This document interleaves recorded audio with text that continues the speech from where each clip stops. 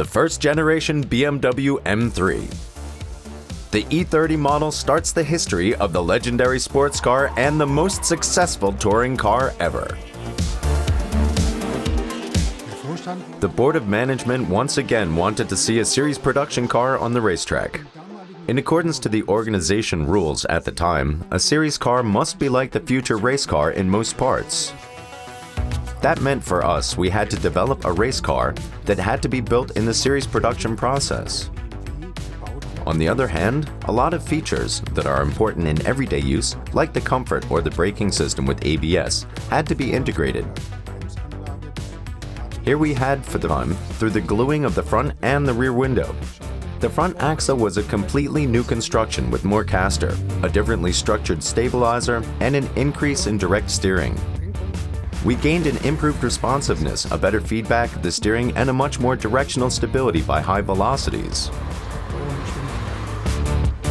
The power source of the first generation M3 is a 2.3-liter engine with 4 cylinders.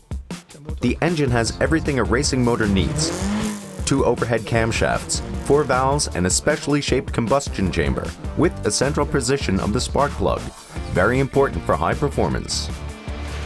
The M3 of the first generation claimed more than 1,500 victories and is unbeaten to this day as a touring car. The success of the E30 M3 was phenomenal. It was not only the performance of the car, it was also the strategy. We sold the so-called kit.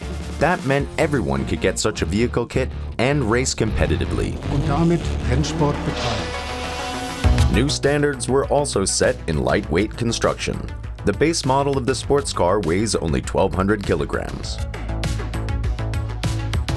The aerodynamic finishing can be seen amongst others with the big front spoiler, the side sills, and the rear wing. To gain the motorsport homologation, we had to build 5,000 vehicles within 12 months. Our sales department was skeptical at first.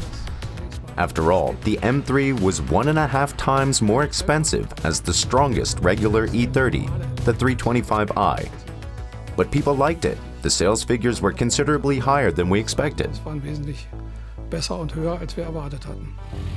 Almost 18,000 vehicles rolled off the assembly line. In 1989, the first generation M3 was also available as a convertible.